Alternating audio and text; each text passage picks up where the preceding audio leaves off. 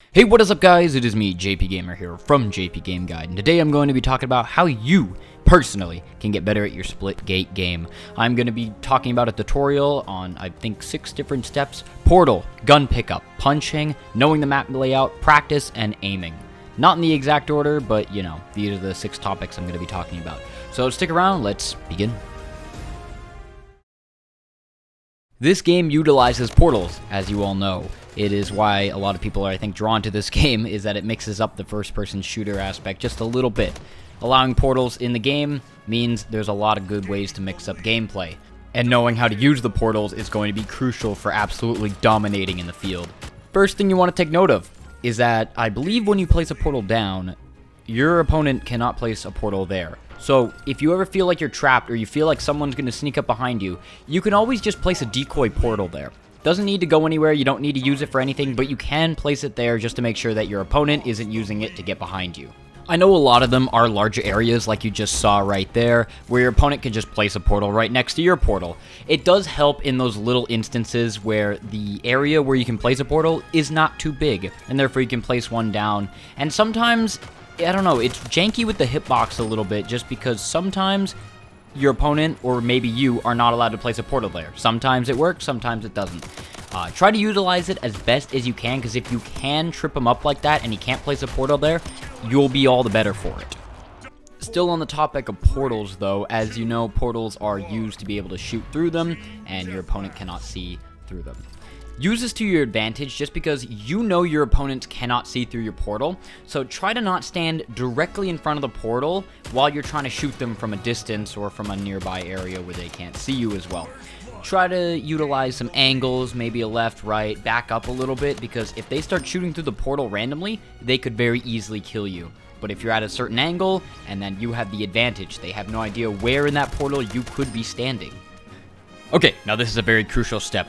Always, and I mean always, remember which portal that you put where. Whether it is the yellow or the purple or whatever the hell the other colors that are in the item or the fucking battle pass. I think there's other colors for it.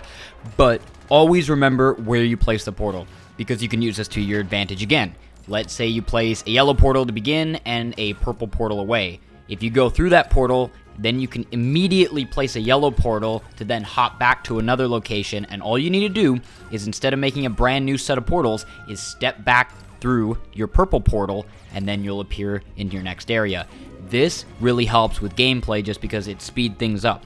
Instead of making a whole new set of portals, you just hop through the exact same one over and over again. Of course, for that strategy, you don't always need to do that. If you need to withdraw a portal for some other reason, go ahead and do so. If you really want to get super competitive, though, I recommend using it. It just saves a bit of time if you memorize where your portals are at all times. Now, what I've noticed from playing this game for a bit of time here is that gun pickup is extremely important. A lot of the guns that you start with in competitive, I believe, are just the carbine and the pistol. Just 2 guns. The pistol is actually not that bad of a gun, and the carbine does its job just fine. But around the map, there are going to be guns that are scattered everywhere. Shotgun, sniper, a baseball bat, I believe, as well. These guns do tremendous amounts of damage and can be used as a more deadly counter to your opponent. Go around the map. Honestly, go around the map, go find these weapons, and pick them up. Try to get them before other people can, just because they are going to do more damage. I've seen it where games have been lost just because someone grabs an SMG while the rest of the team just keeps using pistols. SMGs, another good example. Close quarter combat, shotguns, 1 shot, 1 kill. Same with snipers if used correctly. Therefore, if your opponent gets them before you, you're kind of screwed if their aim is just a little better than you. So punching is very, very beneficial, especially early on in the games when everyone just only has a pistol. It's very good in that sense just because the chip damage, along with the punch, it delivers a nice clean combo that's quicker than just spamming your pistol. However, for later in the game when people start picking up machine guns, it's recommended, and even I'm starting to recommend this to people, don't use your punches all that often later in the game.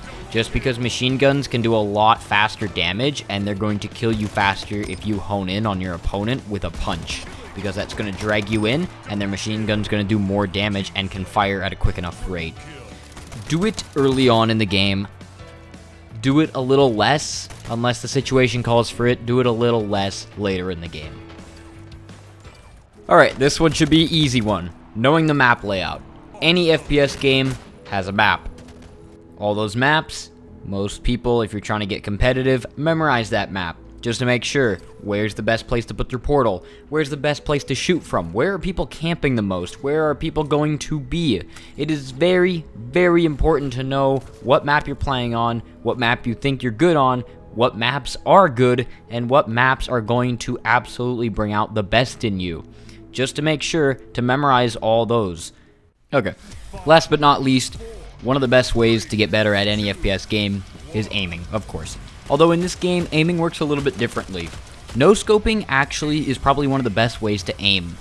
Just because the bullet trace goes straight forward. It does not curve or bend or go anywhere when you no-scope. It'll actually go dead center. No-scoping is so useful and so valuable. It's like Counter-Strike in a way. Although in this game, there is the option to zoom in, but in my opinion, it's just going to cause swaying, and since people can move fast enough to dodge out of the way anyway, or portal away, there's no point unless you have trouble seeing your opponent. So, honestly, try no-scoping. It's fun, it's awesome, and honestly, try to get better at it. It's going to help you in the long run, especially when you're getting headshots constantly, because your aim is just that superior. I forgot to mention, as always, that there is a training mode within the game, so if you want to work on your aim or figure out gun damage or just have a little bit of fun within the game, you can always go ahead, go right to the training mode. It is available in the menu, and it's a very good and effective way to be able to get better at your aim and your portaling as well. Anyway, thank you all so much for watching. I hope you guys did enjoy, and I hope you learned a thing or two from this video. And as always, I will see you all in another video or live stream. Goodbye.